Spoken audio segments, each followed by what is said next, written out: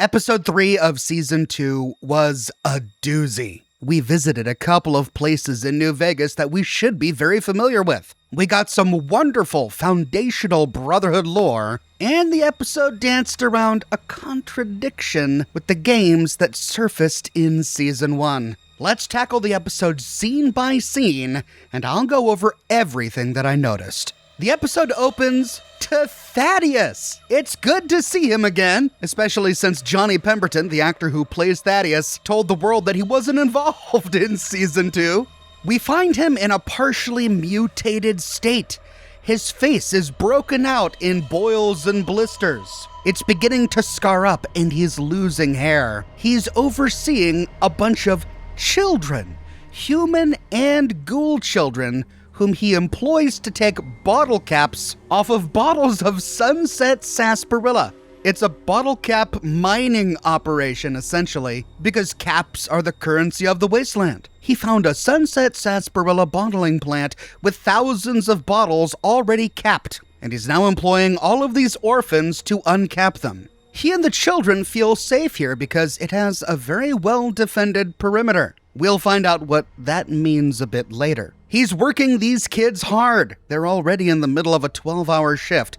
But he also appears to be treating them kindly. Well, some of them kindly. Okay, he's a bit of a grifter. He's just using these kids to make a bit of money. But we'll find out in a bit that he actually does care about them. So much so that he's willing to put his life on the line for them. What do we always say? Most kids are dead by this age. Okay, back to work. Meanwhile, at Area 51, Xander Harkness's arrival from the Commonwealth has put a monkey wrench into Quintus's plans. In the last episode, the appearance of the fusion cores and the potential of cold fusion was enough to make all of these other chapter elders agree to a civil war against the Commonwealth. But now that the Commonwealth knows about it, they're getting cold feet. Behind Quintus, we see a map of the area. The clearest shot of it I could find tells us what the Brotherhood knows about the area. Much of this is very difficult to read. However, we see Area 51 marked here. This is Quintus's new base, where they're all at right now. We see the state of Maxon in the far left-hand corner. This was one of the 5 states of California that joined the NCR in 2189. It joined Shady Sands, the Los Angeles Boneyard, Dayglow, and the Hub to comprise NCR as we saw it during the events of Fallout 2. Presumably it was named Maxon after the founder of the Brotherhood of Steel, Roger Maxon, and it likely included the bunker that he founded, Lost Hills. There's a lot of other text on here that is very difficult to read. There's a large section up here called the Great Basin, and we see Legion territory clearly marked on the map. One section smack dab in the middle of the map. This must be the remnants of the Legion as we saw them in Fallout New Vegas. And another section far to the southeast. This must be the remnants of Caesar's greater Eastern Empire. Brotherhood vertibird fleets must be marked with the vertibird icon that we see on the map, because we see one icon with an arrow pointing at Area 51, that's where Quintus is, and we know he has a vertibird fleet. But there's another one to the southwest, next to an icon that I can't recognize. Maybe this is the symbol of one of the other Brotherhood chapters. Panning out and looking at the map from another angle, we do indeed see the other Brotherhood chapter icons. This area must be where those chapters' airships are moored while this meeting is taking place. If I had to guess, I'd say the bottom 3 are the chapter flags for Coronado, Yosemite, and the Grand Canyon, and the top one is the chapter flag for the Commonwealth, a late and unexpected arrival, though we didn't see any flag like this during the events of Fallout 4. Perhaps it was drafted later. What I think is most interesting are these colored dots all over the map, and I can only guess as to what these might mean. They come in 3 colors, black, yellow, and one dark red circle close to Area 51. We find red lines surrounding some of them, like fortifications or defenses. I thought maybe these were former Brotherhood chapters that Quintus once knew about, like the Mojave chapter, but have since gone dark. Though that's just a guess, and there are a whole lot of them if that's the case. But what could the yellow and red ones signify? I just wish I had a better picture of this map. Here, Quintus gives the audience a brief history of how the Brotherhood of Steel was started. Before the war, an ordinary captain was sent to a research center in California. Roger Maxon. He goes on to say much of what I said in my Fallout Season 1 recap video, where I gave a brief and thorough history of the Brotherhood of Steel before this point. In short, the Brotherhood was founded by Roger Maxon, an army captain, after discovering the experiments with FEV that America was performing on humans at the Mariposa military base. The one error he makes is not really an error, but rather a unique interpretation of his chapter. Quintus says that Roger Maxon had to choose between his god or government. Who did he serve? His god or his government? He chose his god. And that's not really what happened. He was just so disgusted with what he saw that he reacted violently, killing all of the scientists there, and it's a decision he ended up regretting later on in life. But I think that Quintus says it this way because his chapter has become a more religious chapter of the Brotherhood, whereas all of the other chapters haven't, as the Brotherhood elder he's trying to convince points out. I told you, I don't go in for the religious stuff. Give the cold fusion relic to the Commonwealth. The elder leaves after instructing Quintus to hand cold fusion over to the Commonwealth. Maximus then steps forward and offers to kill Xander Harkness. And Quintus rightly points out that that would immediately start a war. And Quintus mocks Maximus for being stupid. And yeah, it is a really stupid idea. However, I think that there are layers here. I don't think Maximus offered to do that because it's what he wanted to do. I think he offered to do it because he thought that Quintus might want him to do it. I could just kill him, but that's what we do here, isn't it? But yeah, ultimately killing the Commonwealth's only envoy to this chapter of the Brotherhood would be a very poor political move. This got Quintus so angry that he kicks Maximus out, saying that he doesn't need Maximus's thoughts anymore. But on his way out, he bumps into Xander. Xander goes on to talk about the differences between his Commonwealth chapter and Quintus's chapter. And he points out that Quintus's chapter has a lot of clerics in charge, whereas his chapter doesn't. You guys have a lot of clerics, you know that?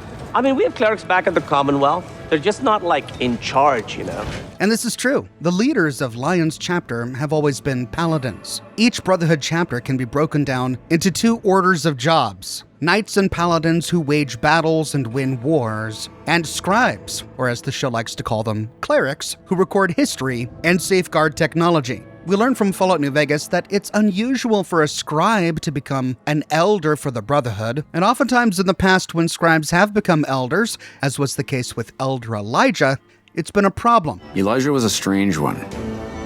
His even becoming elder was highly questionable, seeing as how he was a scribe. Typically only paladins are eligible. Because they've either been too focused on technology or had poor tactical instincts when it comes to warfare and defense.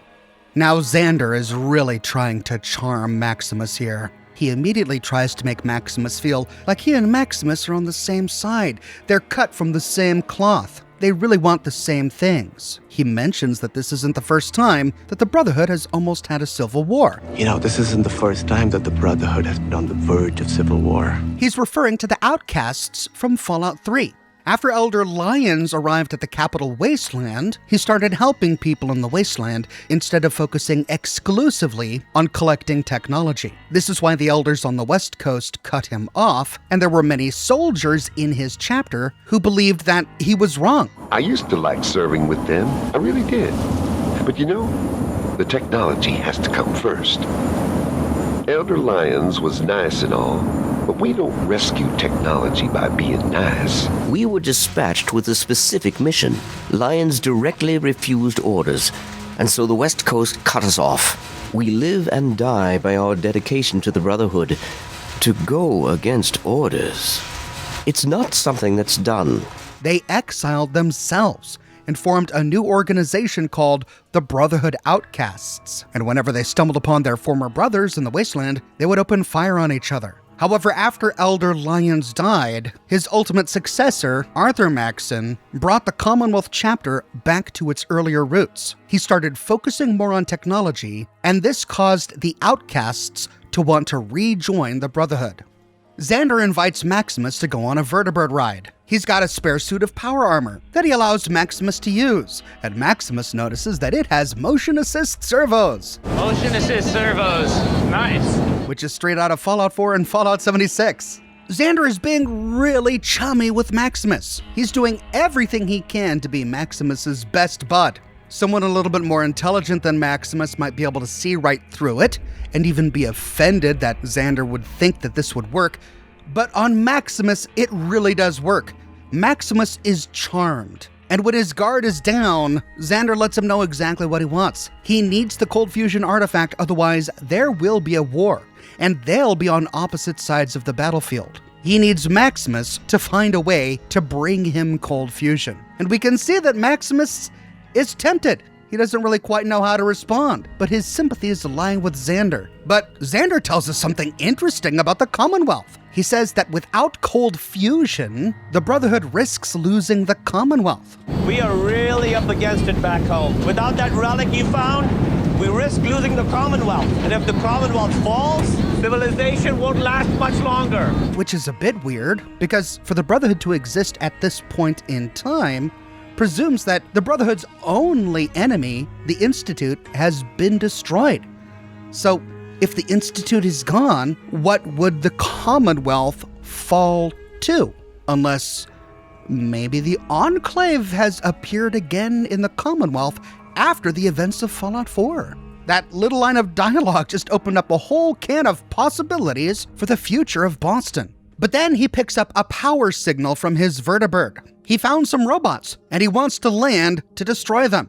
Robots are a type of high technology that are too dangerous to be in anyone's hands, let alone to be autonomous, and any good Brotherhood soldier would drop everything he's doing to uphold the Brotherhood's values, the protection or destruction of technology, and anything that reminds them of how technology can be abused. And so they land and infiltrate this factory. They find one of House's Securitrons patrolling the place. It's been damaged, but at some point, it has been upgraded to a Mark II Securitron, which could only have been done if House had been given the Platinum chip during the events of Fallout New Vegas. We know this because it briefly flashes the American soldier face, which only appears on the Mark II Securitron.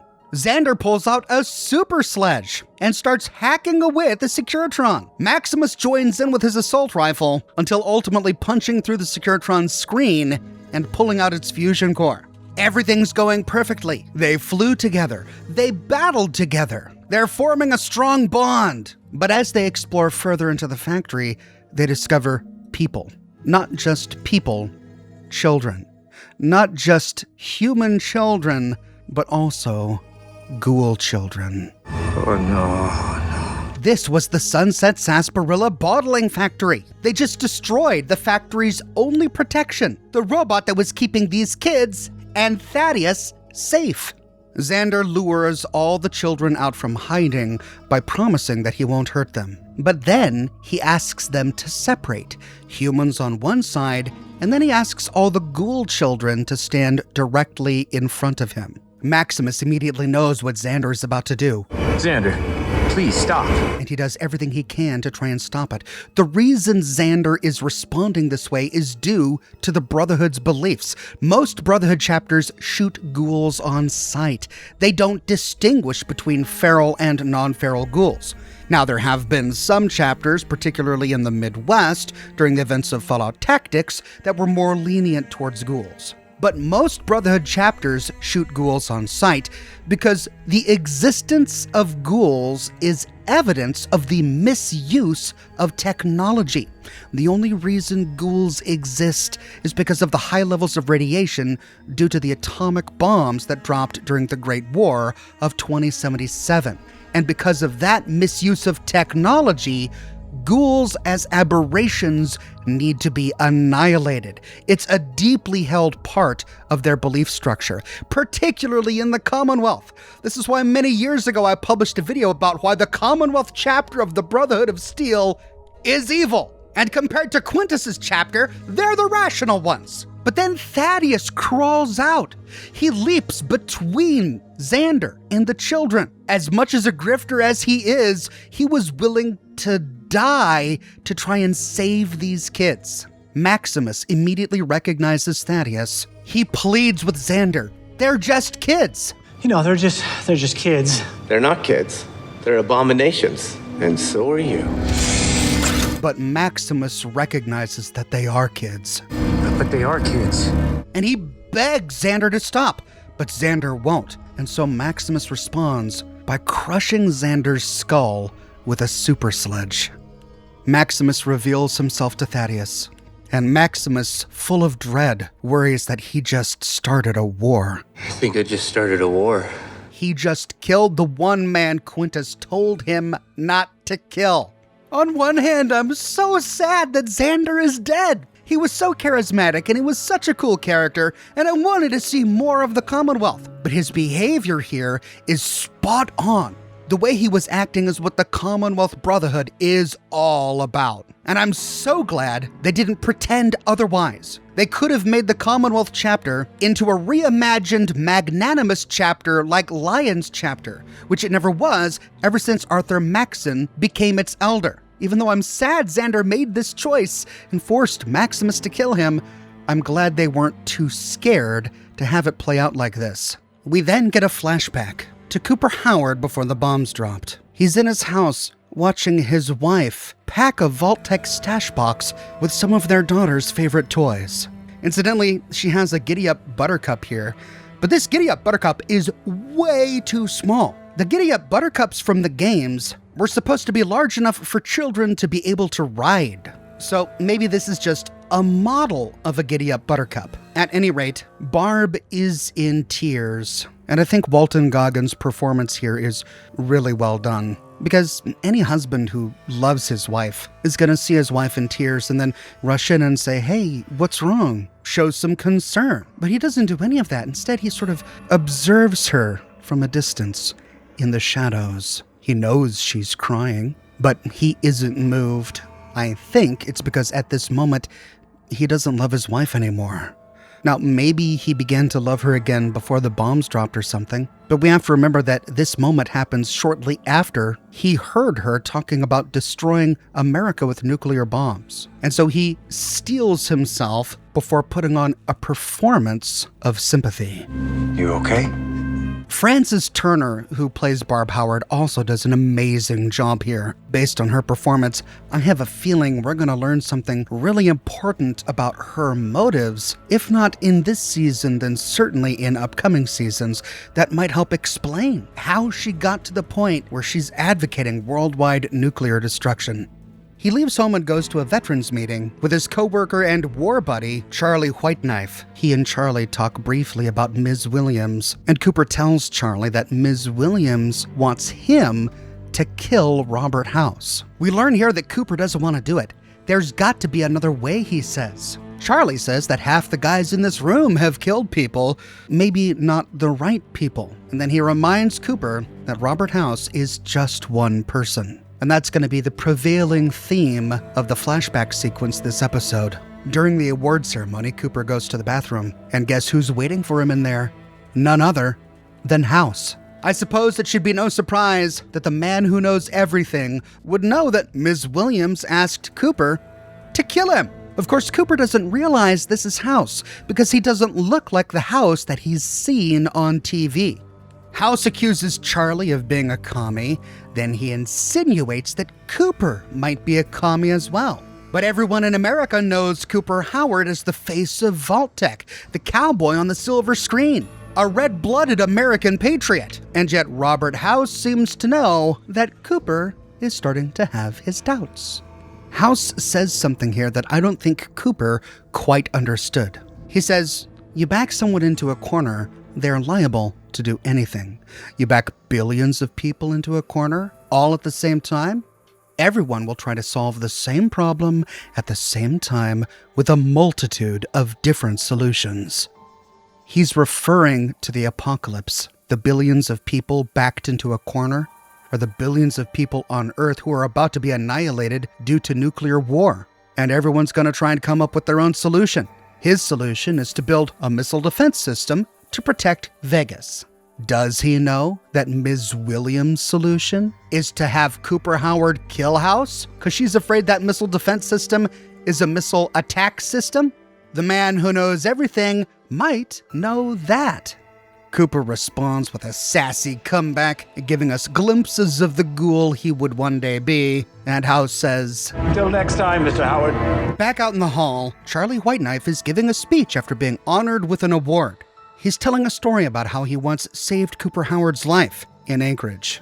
And here in his speech, he talks about how soldiers follow orders, sometimes without understanding them, because it's what they're supposed to do, and because by doing so they think they're gonna make the world a better place. Sometimes that means killing people you don't even know, killing people you don't have a grudge against. But what he is doing with this speech is he's talking directly to Cooper Howard, and Coop picks up on it. Because Ms. Williams gave him orders to kill House. Cooper Howard doesn't want to do it. He doesn't have a grudge against House. But sometimes a good soldier follows orders he doesn't understand to make the world a better place. That's what Charlie is trying to teach Cooper with this speech. He ends by saying that at the end of the day, we just gotta hope that we're betting on the right side of history. The side that protects the people we love. And that's when it clicks with Coop. The people he loves are being threatened with nuclear annihilation. And if Robert House is the one who's going to pull the trigger, then he can only save the people he loves by killing Robert House. Charlie Whiteknife is gifted a commemorative lighter. He sits down and gives it to Cooper Howard, saying, "They just gave that to me for saving a man, but not for killing the 3 that it took to do it." Really hitting home the message he's trying to send to Coop. Back to the present. The Legion arrive at their fort with Lucy and the slave. And it's not in a football stadium as we were led to believe during the pan-out sequence at the end of the last episode. As they walk through the Legion camp, they find legionaries whipping slaves, torturing others, and they even give us a callback to New Vegas by rolling out a howitzer. Remember, one of the Legion quests we had was to repair the howitzer at the top of Fortification Hill. When they enter the tent, we see Legatlantius. But it's not actually Legatlantius. It's just a legate. The inside of Caesar's tent looks exactly like Caesar's tent from Fallout New Vegas. And we learned a little bit of what happened. The original Caesar we knew from Fallout New Vegas died. And the attention to detail here is great. We even see Caesar's body still wearing the power fist that he wore in life. Before he died, he wrote down the name of his successor on a piece of paper. But before anyone could read the slip of paper, a division happened in Caesar's ranks. There are now 2 Caesar's Legion, 2 Caesars, 2 camps on either side of a no man's land. And both camps are at war with each other over who is Caesar's true successor. And I just have to mention that the location of both of these camps is just so bad. It's nestled in a small nook between a couple of hills. Chief Hanlon would have a field day with some NCR snipers on these hills shooting down into the Legion camps. That was the entire reason the original Caesar put his camp at the top of Fortification Hill. These guys are just not smart. But neither is the slave woman that Lucy followed here. The legate accuses her of losing her legionary and then orders her execution. They slice her head off right in front of Lucy, which she should have expected would happen. So why did she come back? She was free of them. She had just been saved by Lucy and the ghoul. She could have gone anywhere, but she brings Lucy with her back to the Legion just to be executed for losing her legionary? Why would anyone ever do that? Lucy and the legate have a conversation about linguistics. Everyone in the Legion pronounces their C's with hard C's and their V's with soft V's. Lucy actually has a problem with this. Kaiser. I believe Kaisers were German, and you guys have more of a Roman theme, so I think it's Caesar. She says that they're wrong. They should be addressing their leader as Caesar. Only Germans would address their leader as Kaiser, but she's betraying her ignorance of Latin here. Medieval Church Latin has soft C's and hard V's. Veni, vidi, vici. Roman Latin, the Latin that was actually spoken by Romans, has hard C's and soft V's. Veni, vidi, vici. So Caesar's Legion is actually correct. If they want to cosplay as Romans, they need to use Romanic Latin. So they're actually right here, and Lucy is wrong. She learns that they're negotiating the rights to her prima noctis. Now, I think we can all admit that the only reason any of us know what that means is due to Braveheart, and despite not knowing Roman Latin very well, she does know what prima noctis means. Prima noctis was the right of a baron or a landowner to have sex with a new bride before she's given over to her husband, and it was presumed that that new bride was a virgin. And historians think that this was actually a myth. It was never a widespread feudal custom. At any rate, apparently the Legion really wanted a virgin for some reason, because when Lucy tells them that she's not a virgin, they crucify her.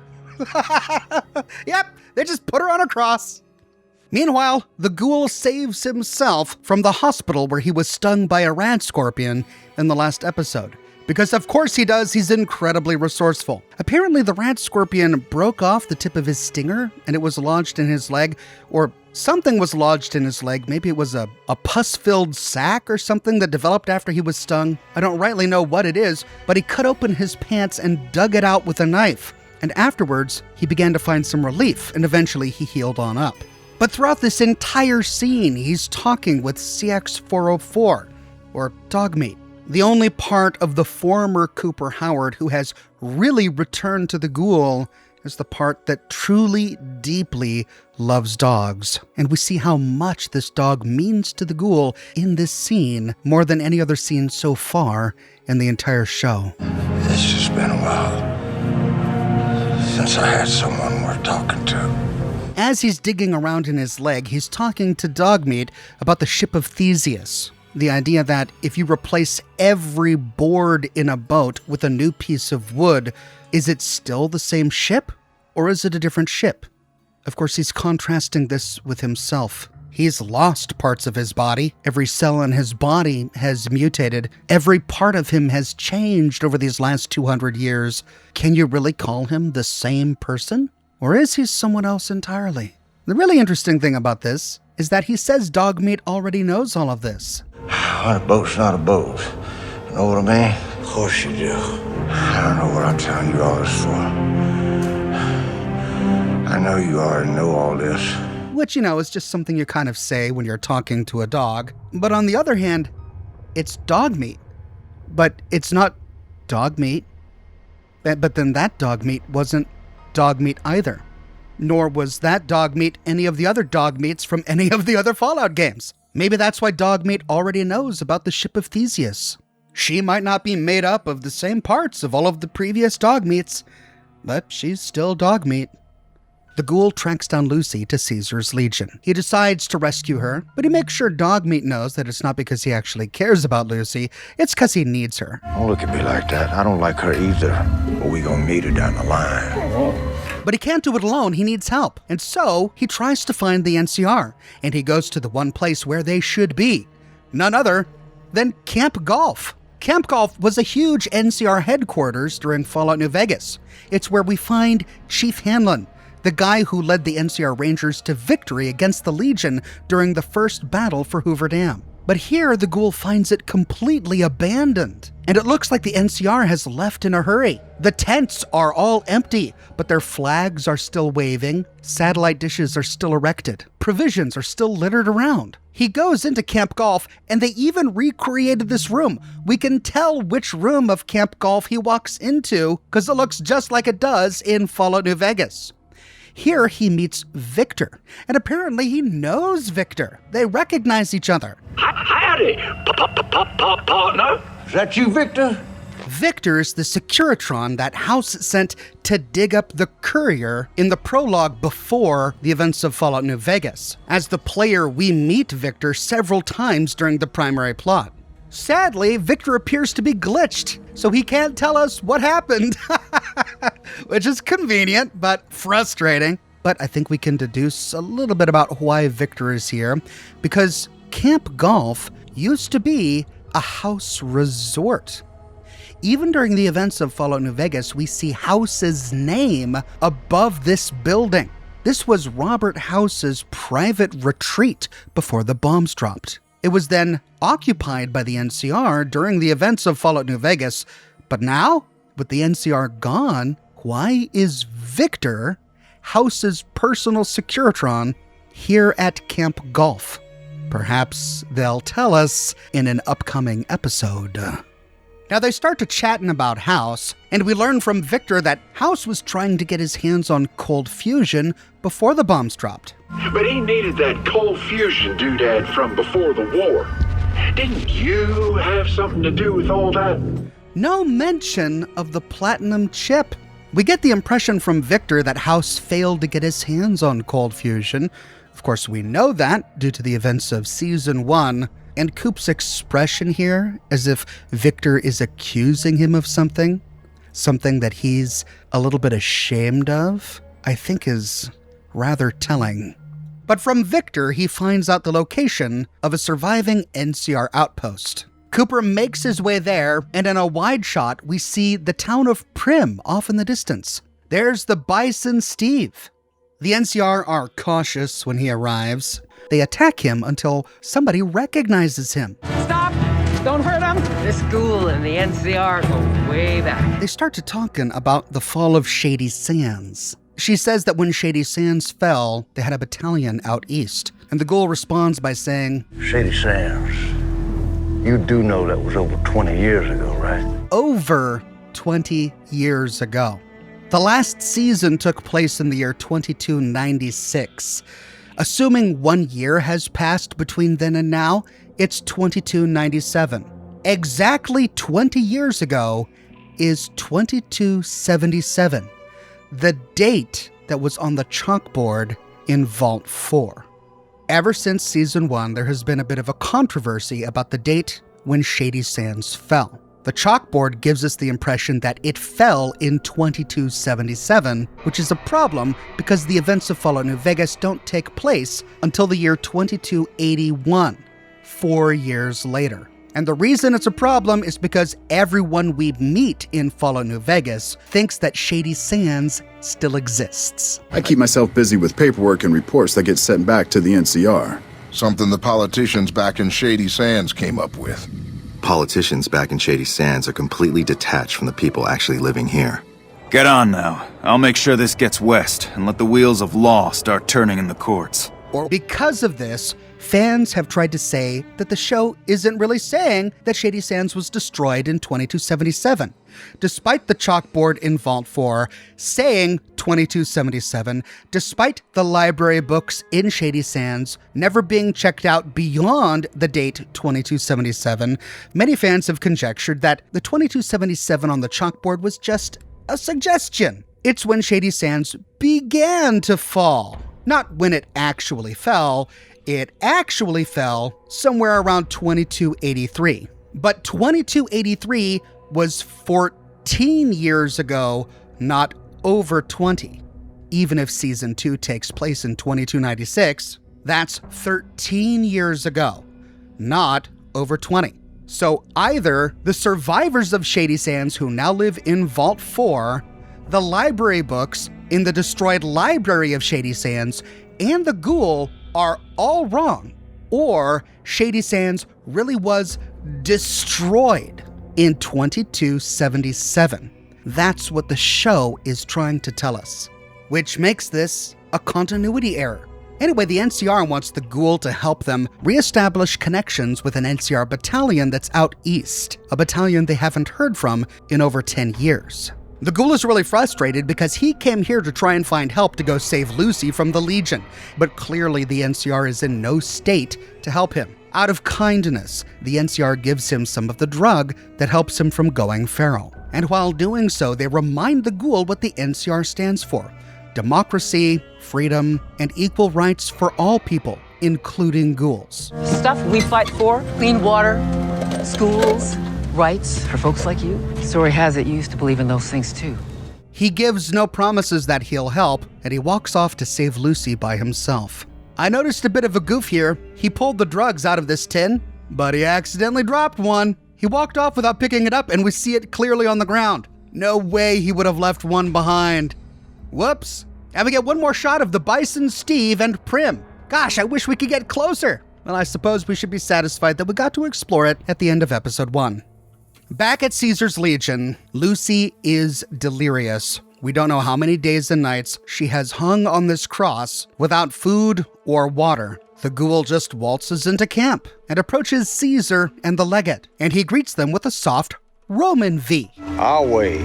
He makes a cosplay joke and a linguistic joke at their expense. Well, I understand that the Legion ain't fans of the linear progression of time, or the soft sea for that matter. And he offers them the location of the NCR outpost he just left in exchange for Lucy's life. I can tell you where they're hiding. And they agree to it? Why didn't they just torture him for that information? I guess they thought he wouldn't buckle under torture? But yeah, he tells them where the NCR is, and they let him just walk away with Lucy. On their way out, they pass by barrels of dynamite as the Legion around them prepares to attack the NCR. Tonight, we bury the new California Republic! And then Cooper Howard thinks back 200 years, remembering the man who gave him this lighter, remembering the speech he gave, the speech where he said that sometimes a good soldier will kill lots of people to save the ones he cares about. For a moment, he worries that maybe he made a mistake. Why? What did you do? Maybe something good, maybe something stupid. He lit a fuse to the dynamite as he was walking out. The detonation causes the other faction of Caesar's Legion to attack. They drop their plans to attack the NCR and begin fighting each other. As they stumble away from the Legion camp, Lucy thanks the ghoul. Thank you. And I hope in the next episode, we'll learn exactly what the consequences of blowing up a Legion camp are. The episode ends with a panout sequence showing one of Robert House's missile defense silos. We see it as it was after House launched the missiles that saved Vegas from nuclear annihilation. A skeleton still sits at the terminal, and oddly enough, there are still bombs here. As the camera zooms out of the silo and then pans up to view the horizon, we see the skeleton of someone wearing an Ultra-Lux casino mask. Remember the Ultra-Lux from Fallout New Vegas? That's right, the casino that had the members of the White Glove Society, the Cannibals of New Vegas. What is a White Glove Society member from the Ultra-Lux doing here over one of Robert House's nuclear silos? In the preview for the next episode, we learn that Maximus takes Thaddius back with him to the Brotherhood and has Thaddius pretend that he's Xander. Xander, your name is Xander. And we see a flashback to when Cooper Howard was fighting for America in a suit of T-45 power armor in Anchorage, Alaska. And we learn what he was looking at. He was looking at a Deathclaw. A Deathclaw before the bombs dropped? It's snowing. We know this is the same scene. To date, Fallout lore tells us that the Deathclaw mutated from the Jackson chameleon, presumably due to a combination of FEV and the nuclear fallout from the Great War. But if Cooper Howard saw a Deathclaw before the bombs dropped, are we about to learn something new? That maybe the Deathclaw was what? Part of an Enclave experiment, maybe? Perhaps that would explain why the Enclave has been so preoccupied with Deathclaws in Fallouts 2 and Fallout 3. And that is everything I noticed and was able to piece together from episode 3 of this season. I'd love to know what you thought, and if you noticed anything that I missed, let me know in the comments section below. I'm constantly publishing new Fallout content, so if you don't want to miss my next episode, be sure to subscribe. My 2026 thumbnail calendar is ready. It features all of the best artwork that I've commissioned for my YouTube thumbnails in 2025. It's got 12 beautiful full-color pieces of art, and the calendar has plenty of white space that you can write in. So if you still need a calendar for 2026, snag mine today. But more than anything, I'm just so glad you're watching this video with me today. Thanks so much for watching, and I'll see you soon with more Fallout videos. Fast breath, you've already heard my spiel. You really gotta go see Aiden.